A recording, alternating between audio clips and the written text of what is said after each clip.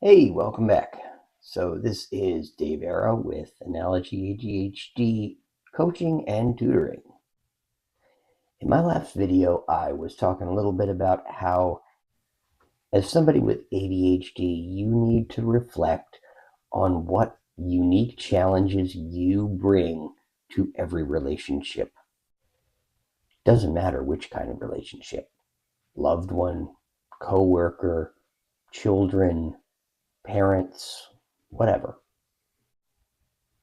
Once you've been real with yourself about your unique ADHD challenges, it's time to start to think of things that are a little bit more universal.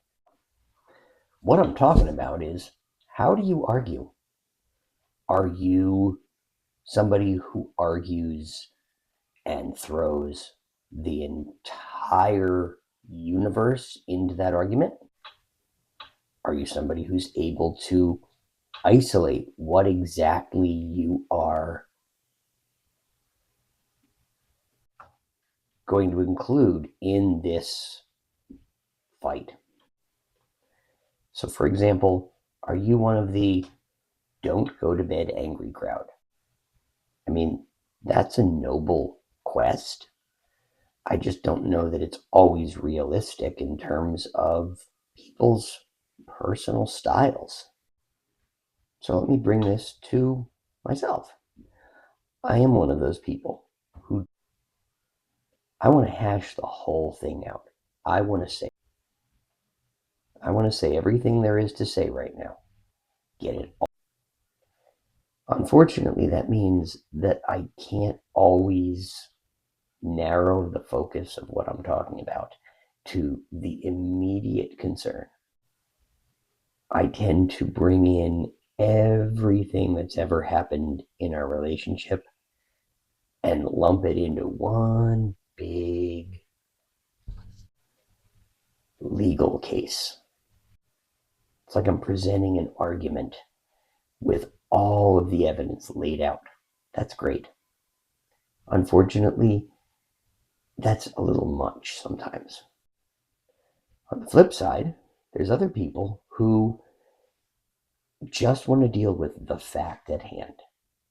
Even if you think that there are relevant correlations between what's going on right now and what has gone on in the past, they're not down for that. So here's what happens.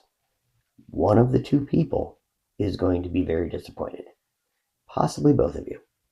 If one of you thinks that you are going to hash this whole thing out right now, and the other wants to just deal with one topic at a time, someone isn't going to get, frankly, the satisfaction that they were looking for.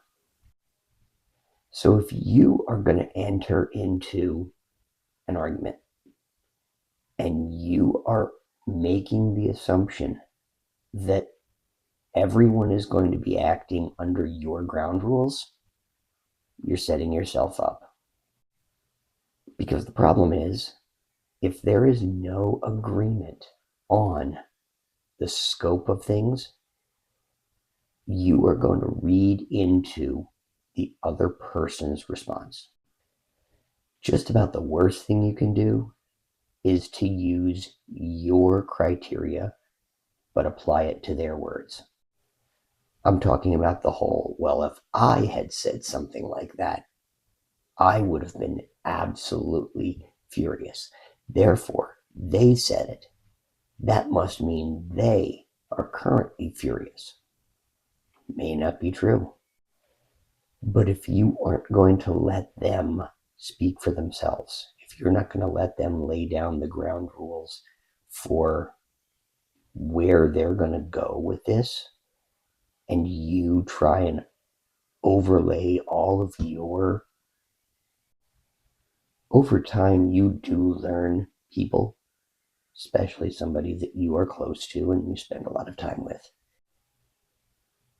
But in the beginning, it's going to take a lot of learning, not just what they're saying, but what they mean by it. What do those words mean coming from them? How are you going to know? You're going to ask them. It might not always happen in the middle of your little debate, but at some point you need to be very specific with them and say, when you said that, what did you mean? How far does that extend? Are you talking about a universal always thing, or are you talking about just in this moment? You need to understand the boundaries of what their words apply to. I mean, if they yell, I hate you, does that mean I hate what you did right now? Or I hate you, the person? Because one of those things can change and the other is much more difficult. You don't want to confuse the two. Because the problem is, while these are universal things, it does lend itself in very specific ways to somebody with ADHD. Remember, we tend to be creative, non-linear thinkers.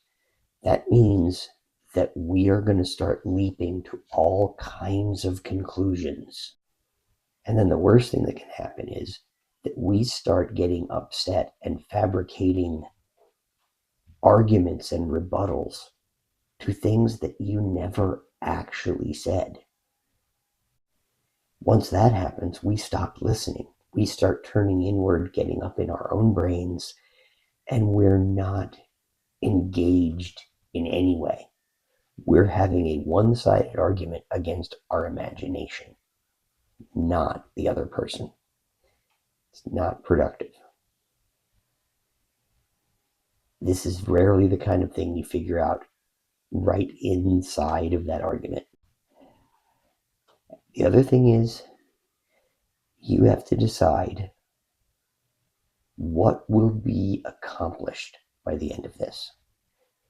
I know that for some people in my life, they speak, they listen, but they suspend judgment in the moment.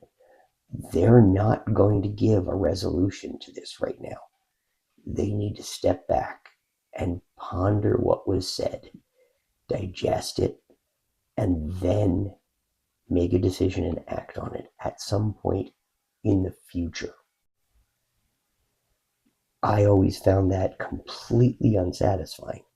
I thought they weren't listening to me.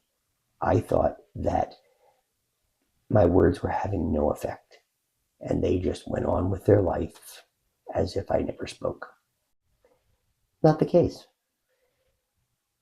Oftentimes I would find, oh wow, days later, something about the way that they're responding has changed. They did hear me. They did process what I said. They didn't feel it was necessary to come out and say, hey, I thought about what you said and here's my response. They just changed their behavior in a way that I had wanted from the beginning. But if I didn't know it was going to happen, sometimes I don't notice. And that's a shame. If I don't notice that they have heard me and they have taken steps to do something differently, that's only going to have the beneficial effect if I'm aware of it. They didn't see a need to come out and say it, and I didn't notice. Those kinds of things will take time. You're going to need to learn those people in your life whose place in your world matters the most. So, step outside of your own head, step outside of your own ground rules, discuss it during times when there is calm, and learn how disagreements are going to happen. You're going to get more out of them. There's going to be more progress. There's going to be less hurt. And for somebody with ADHD who gets so sucked into what they're feeling right now, it can be a challenge. So acknowledge that you will get emotional. And if you get emotional by substituting what their intent was for your interpretation of their intent, you are going to have problems. We don't want problems. Problems suck. So this is an opportunity for growth. Give it a try. This is Dave Arrow, Analogy ADHD Tutoring. Have a good one.